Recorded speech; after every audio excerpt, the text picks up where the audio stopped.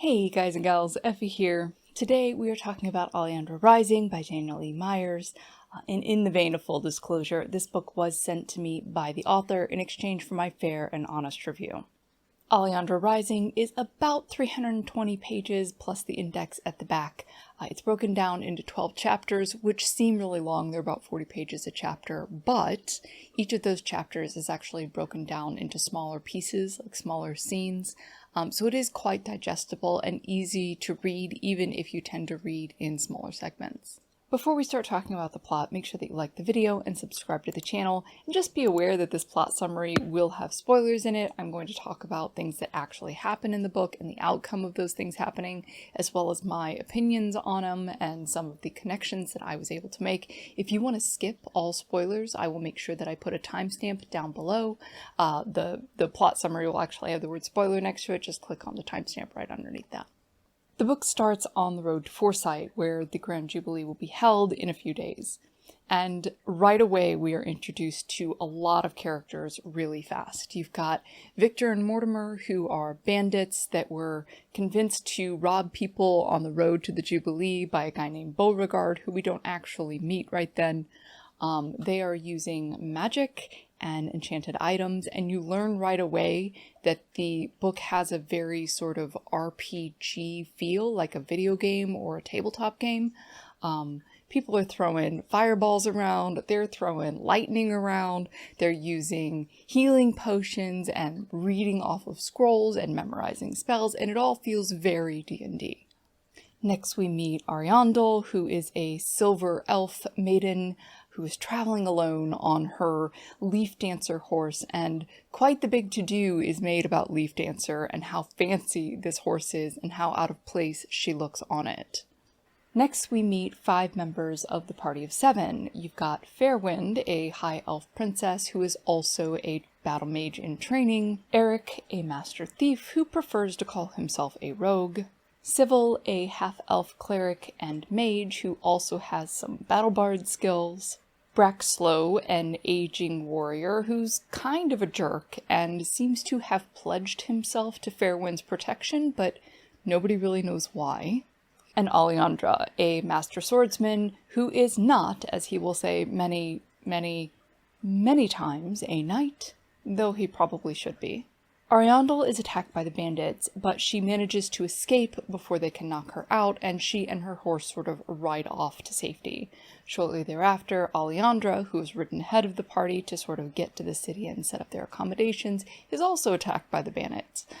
Much to their dismay, Alliandre is not as helpless as the people that they've been attacking, and he winds up shooting, I can't remember if it was electricity or fire, out of this sword, and he really hurts them. And then rather than follow up and actually take them out or secure them and take them to the city, he just sort of leaves them on the road to keep attacking people and carries on towards Foresight.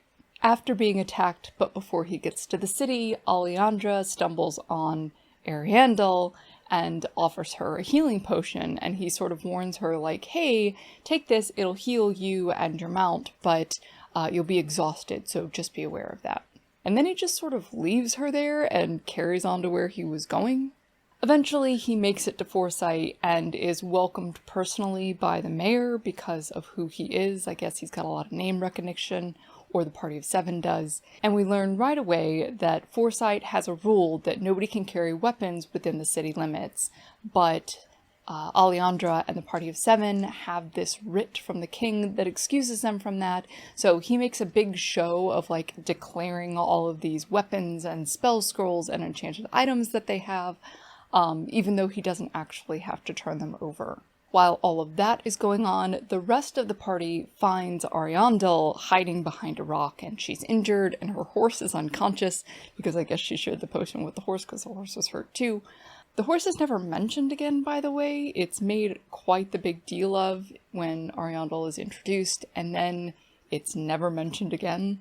So the party finds Ariandel and they sort of help her get up and moving, and then they're like, well, you should accompany us to Foresight. It's not safe for you to be out here on your own. So off they go towards the city, and somewhere between the time they pick her up and the time they get to the gates, Fairwind decides that she and Ariandel should be friends.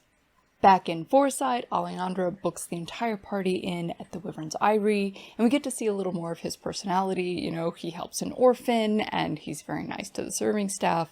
And we're introduced to Princess Marion, who is Alliandre's true love, and she loves him and he loves her, but she's a princess who's also a barmaid, and he is an orphan who is not a knight, and so he can't actually propose to her, despite the fact that they've been in love since they were children.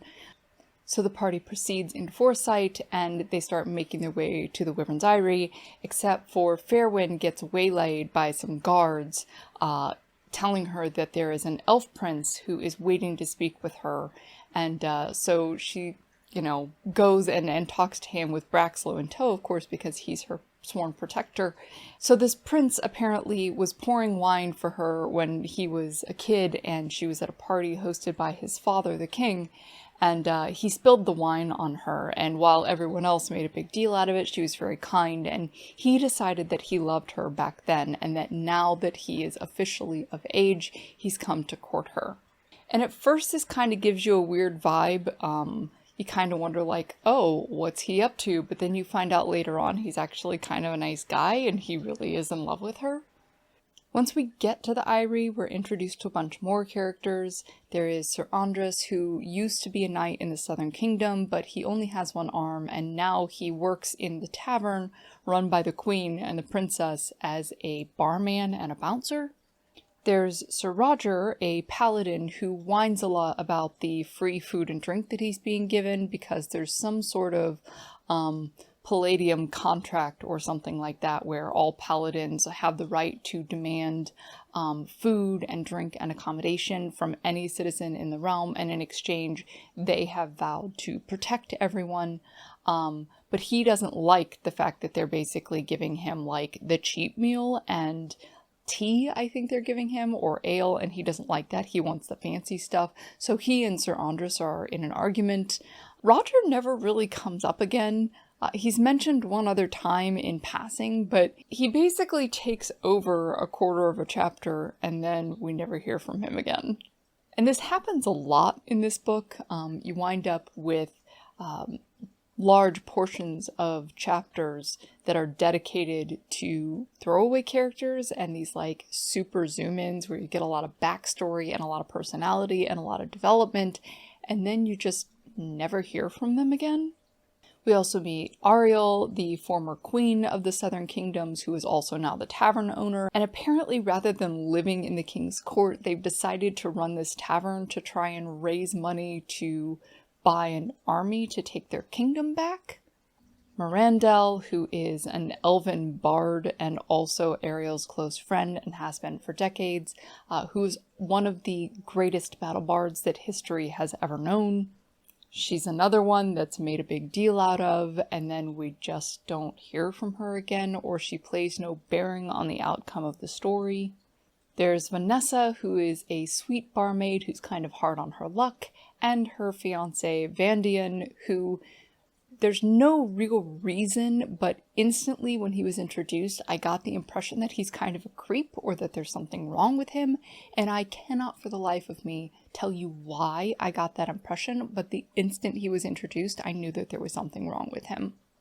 So after we've met this massive cast of characters, every time one of them re-enters a scene, the author spends an entire paragraph, sometimes 2 or 3, describing their clothing in detail. So what they're wearing, the color and cut and fabric and whatever stitching and the buttons and the armaments and their hair and what they had for breakfast and it's a Tuesday, and he's just really into clothes.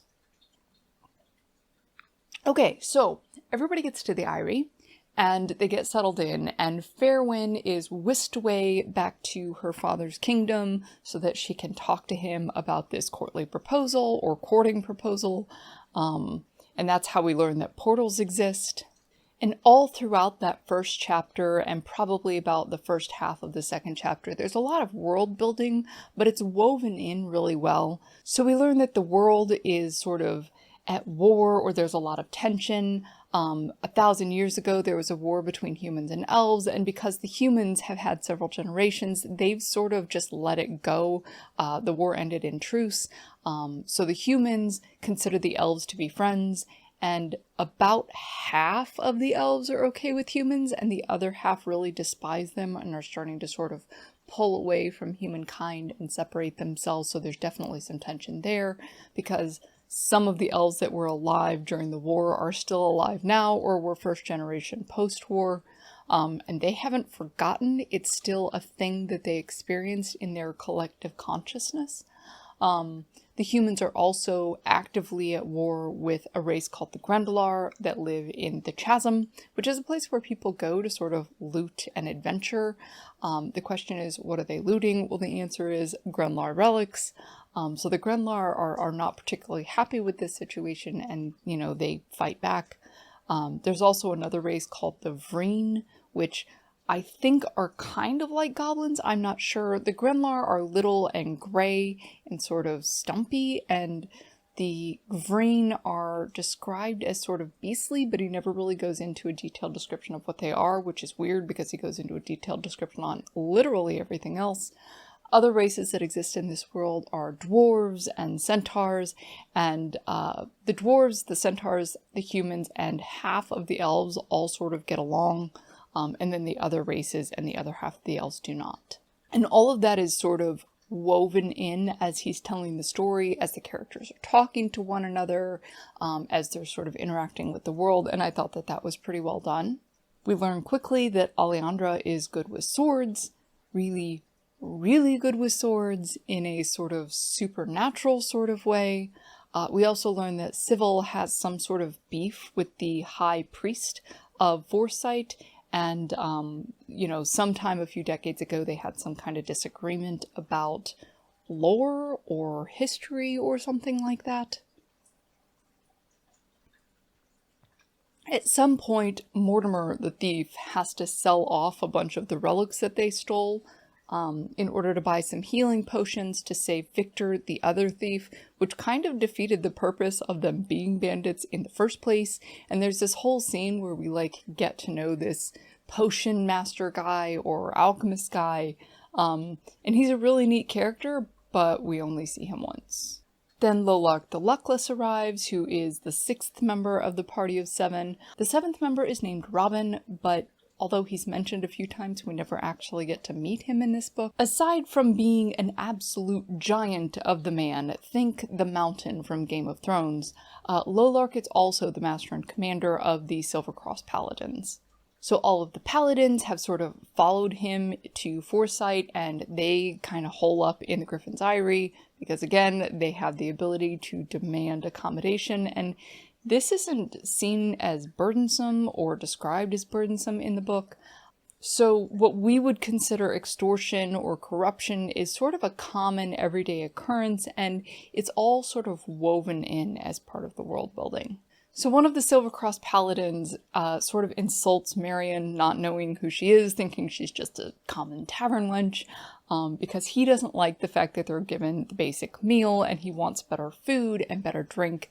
And he's really getting feisty with her, and Braxlow steps in and sort of defends her honor, and, you know, says, hey, did you know this woman that you're accosting is a princess? And of course the paladin immediately backs off, you know, because the fact that she's a princess makes it not okay for him to assault her, even though it was fine when she was just a tavern wench. And so the paladin pledges to do penance, and Braxlow decides that the penance that they should face is that they have to meet Alliandre on the dueling field in the morning.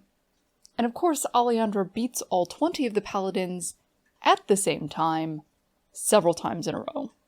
Later that night, Sir Andrus, the former knight, now barkeep and bouncer, has Eric, the rogue, follow Vanessa, the barmaid, home because he's concerned about her safety because there's so many strangers in Foresight. So Eric follows her to the bridge where she meets this guy, which we know is Vandian, her fiancé, and Eric notices right away that this guy is dressed far better than his peasant girlfriend or his peasant fiancé. There is clearly a disparity in their ranks. though Vanessa doesn't seem to notice it. And the author makes a big enough deal out of it that at this point it's very clear that we are meant to watch out for some sort of nefarious action from Vandian in the future. It's around this time that we meet Prince Vandian, who isn't really important, so I didn't make a card for him. He only shows up one other time, and he's some sort of representative from another kingdom. He gives the king some news, and then he buggers off.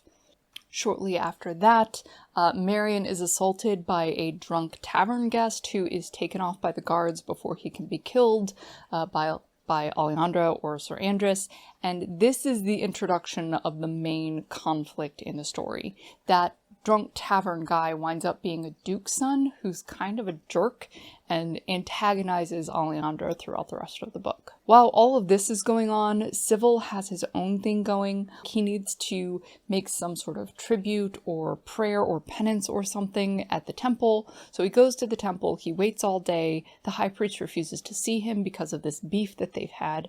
So he goes to this other temple over in the chasm, and while he's there, he gets his blessing and he does his penance, and he talks to this other priest about this scroll that he saw an acolyte working on while he was waiting for the high priest in Foresight, basically saying like, hey, they're working on something and it doesn't seem quite right, maybe you should look into it.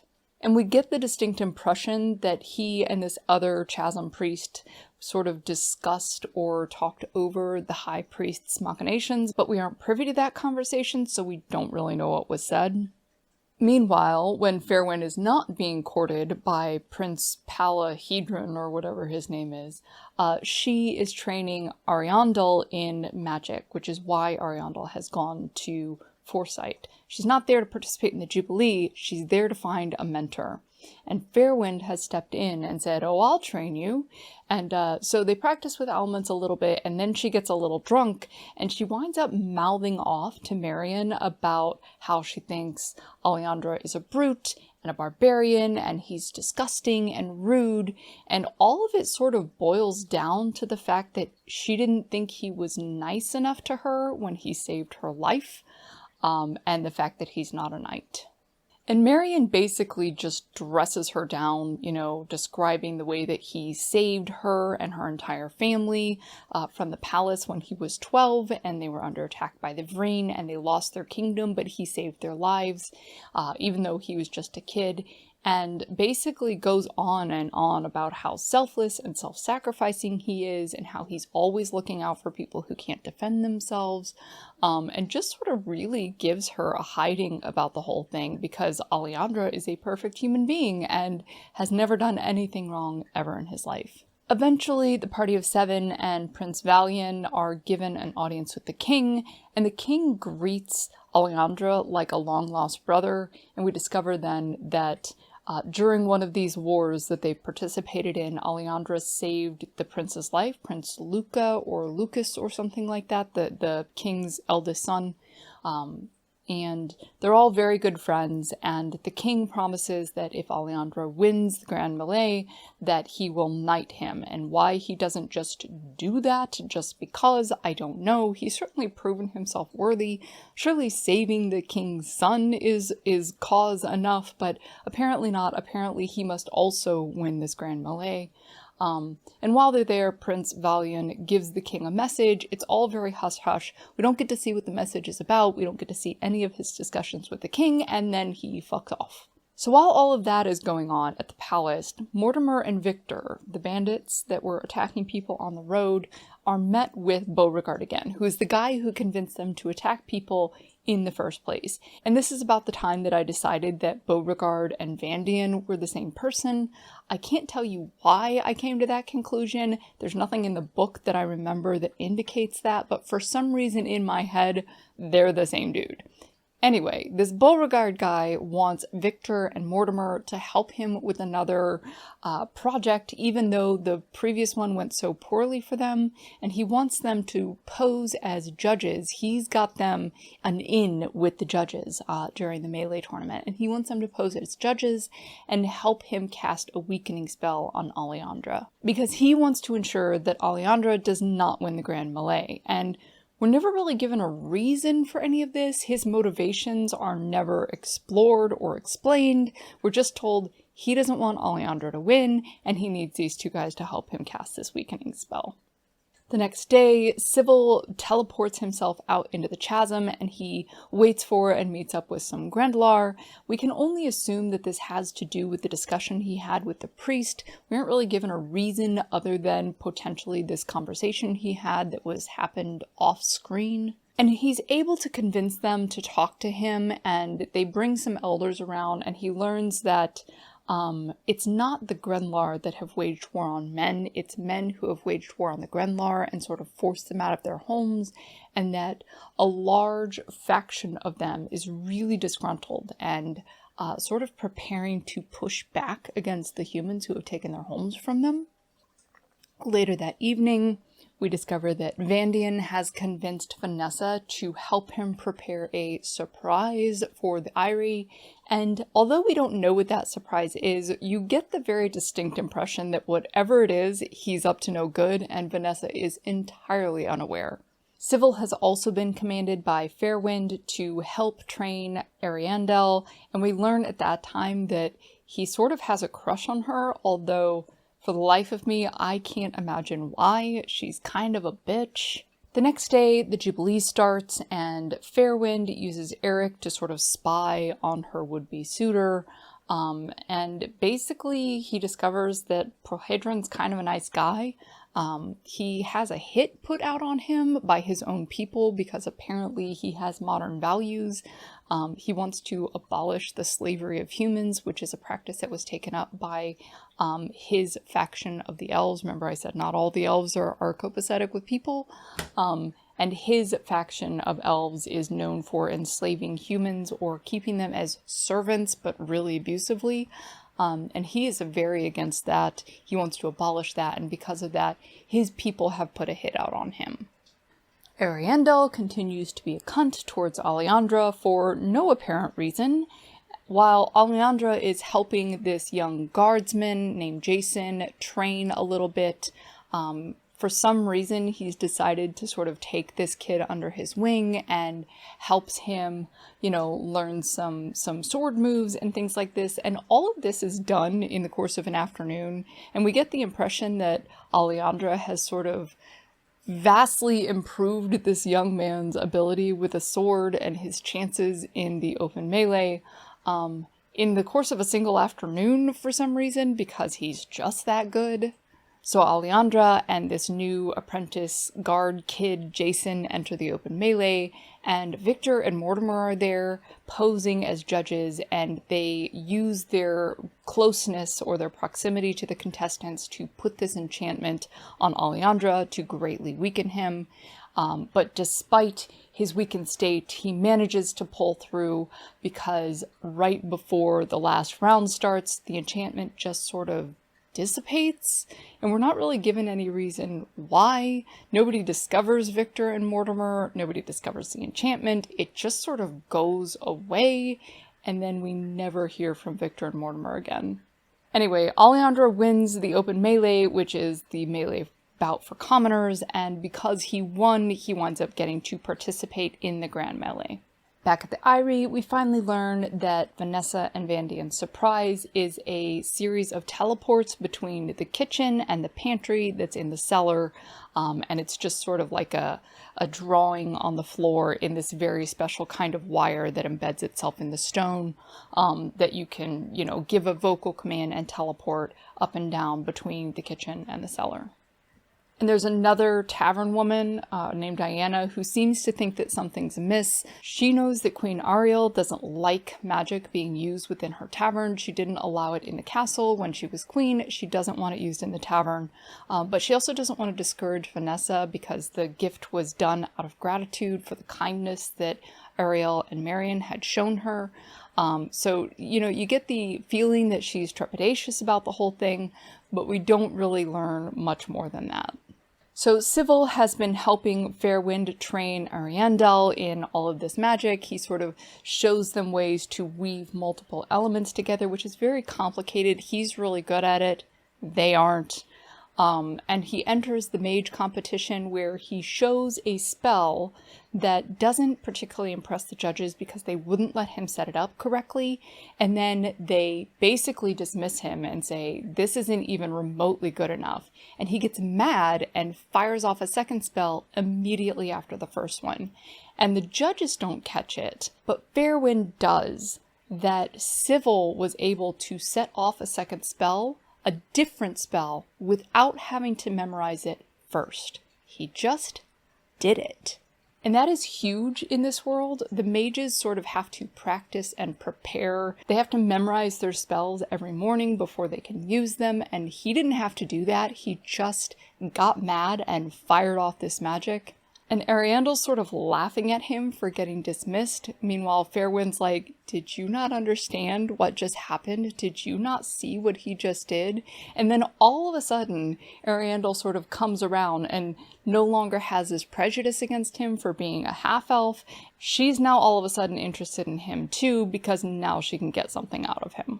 So while all of this magic stuff is going on over here with Fairwind and Civil and Ariandel, and all of this trickery is going on over here with Vanessa and Vandian, Rodney, the Duke's son, is constantly antagonizing Marion and Alliandre, and his parents try to patch things over. You get the impression that it's very much a sort of affluenza situation where he's just so privileged that his ego is inflated to the point that he thinks he's a god among men with a sword, and he's really not.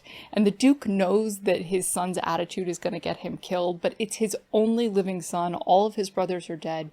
It's his only heir. His wife's too old to give him any new ones, and he sort of beseeches Queen Ariel to ask Alliandre, who is technically her subject, to not kill this Duke's son, despite the fact that the kid keeps mouthing off.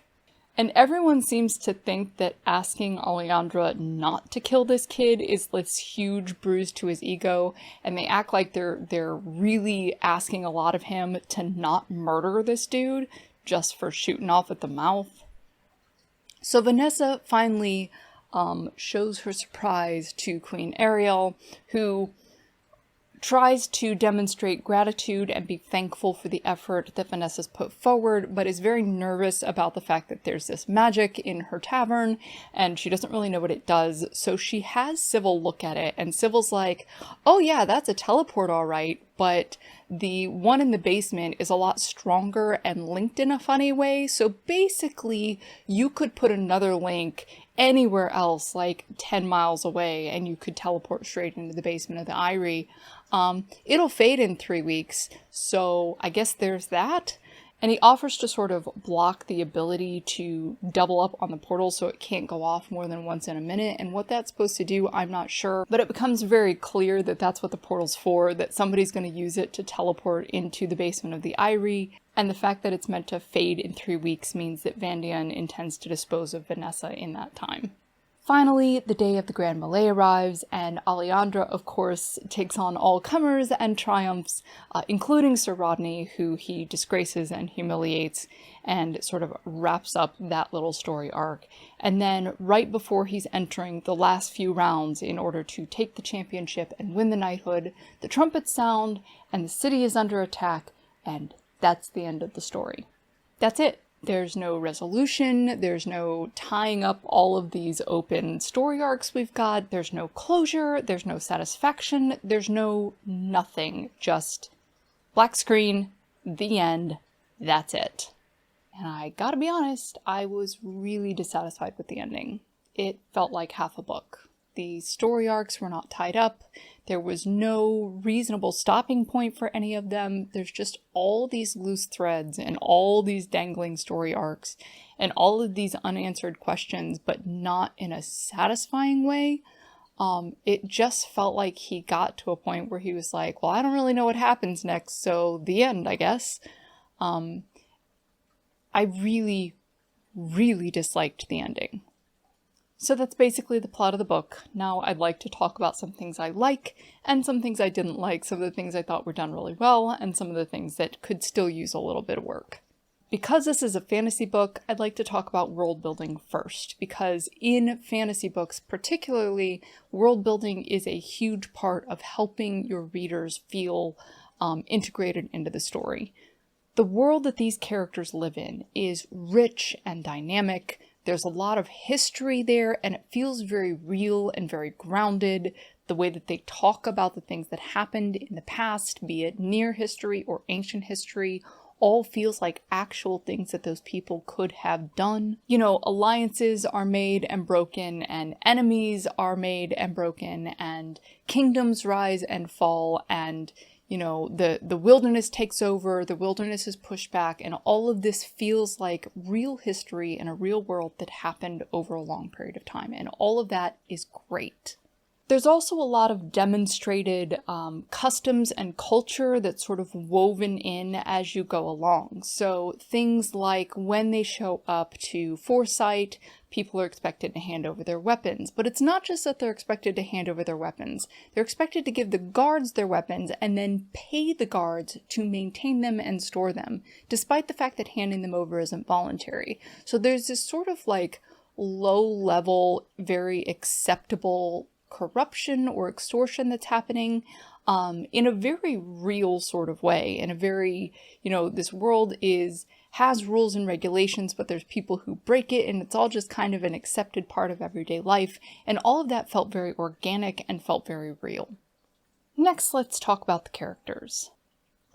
The cast of characters in this book is absolutely massive, and while the author does a pretty good job at giving each of them their own unique personality and differentiating them one from another based on the way that they act and respond to situations, the fact of the matter is, it's overwhelming. There are too many characters that we are too close to, and because there are so many, despite the fact that they're each unique, they just sort of wash together and you sort of lose the way that they're progressing or any character development that you might see from them over time. I also found that there were a few characters, namely Alliandre and Ariandel, who we are told have certain personality traits, but whose demonstrated behavior is completely opposite. So we're told Alliandre is a brute and a barbarian and a boor, but every time we turn around, he's helping someone, he's being kind, he's being generous, he's protecting the defenseless. And we're told Ariandel is this sort of sweet, innocent, non-pretentious peasant girl, but she's judgmental, and she's rude, and she's arrogant, and she's always looking to get something out of people.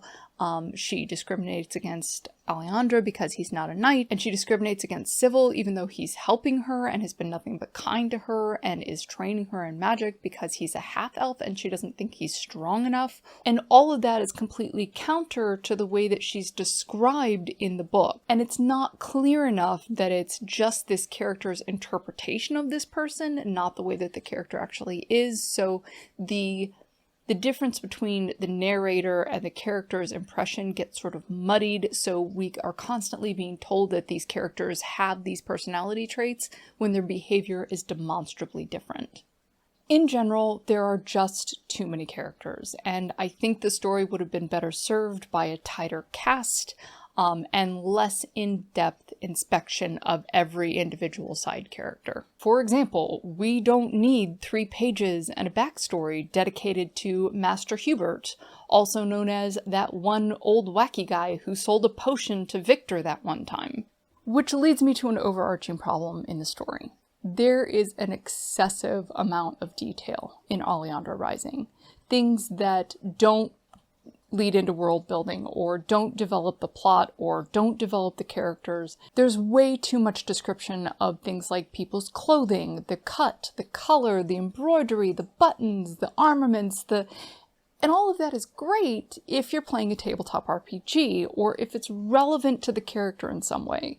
If you're trying to relay that the princess is stuffy and uptight, and that her clothing is always pristine, and not even the hem has a blemish of dirt, that's fine. But to go into detail on every braid and button, on every single piece of clothing for every character when they enter the scene is way too much. Same goes with food. We don't need a detailed description of what every person orders for every meal.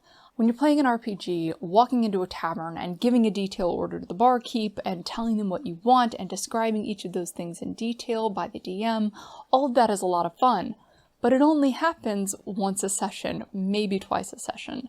This was literally page after page. A lot of this book happens in the tavern, and every time they're in the tavern or a new person joins the scene, they sit down and order a drink in detail, they order a plate of food in detail, and we just get these constant, repetitive descriptions of every person's plate at every single meal, and it's just too much. Likewise with the fighting. Every single fight is detailed blow by blow. It's almost like there's a DM sitting there describing to you what the NPCs do. And it's not just that each attack is described, but that they're named almost in a list of attacks. Things like, Vreen Strike and Scorpion Tail and, Thunder Kicks or whatever it is that, and it's just a list of all these attacks. Like you're supposed to know what they mean, like almost like they're spells or skills or abilities. It is simultaneously too much detail and not enough at the same time. Which leads me to my final point. Alliandre Rising feels like a DM explaining the play-by-play of a session of D&D. The RPG feel to it was a lot of fun when it wasn't taking itself so seriously, but around the midpoint, it got sort of bogged down in the details and it lost the lighthearted, spoofy sort of feel. And that's where it really got sticky for me, and that's where it really got tedious to kind of carry on and slog through it. There were also some editing issues, things like using modern language like okay, the letters okay, instead of alright or yes or something more appropriate to the setting. There was a lot of that where there were little bits of modern language and modern dialogue. The dialogue in general was relatively modern. It sort of had that RPG waffling back and forth between Milady and Yo Dude, which was fine when it was intentional, but it didn't feel intentional all the time. Sometimes it just felt like bad editing. There were also a number of places, particularly in the second half of the book, where basic grammar and punctuation was missed. If it's just one or two in a book, that happens, but the number of times that a quote was missed, either on the beginning of phrasing or the end, and I had to go back and reread a paragraph and try to figure out where the dialogue started, it was very distracting, and overall it led to the book feeling really unpolished. A lot of the prose and the dialogue felt very much like it was written by a new author, and while all of that is pretty common in self-published books, I feel like this story would have benefited greatly from some heavy rounds of developmental edits and line editing. It would have been more bearable had the technical aspects of the words on the page been better executed. So that was my experience with Alliandre Rising. Overall, I thought that the world was cool. I thought that the characters were interesting. There were just too many of them, and the author got carried away in DMing the details, DMing the game rather than writing the book. And if I'm being entirely honest, the fact that the end just sort of slapped you in the face out of nowhere, and that the story arcs were not closed up, or at least brought to a reasonable stopping point, everything just sort of stopped and was left hanging, that really left me dissatisfied to the point that I probably won't read another one. If you enjoyed this video, please hit the like button, and of course if you like the way that I present information, hit the subscribe button and the notification bell down below.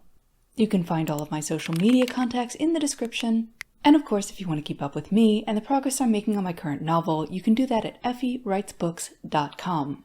Thank you so much for watching, have an excellent day, and I'll see you next time.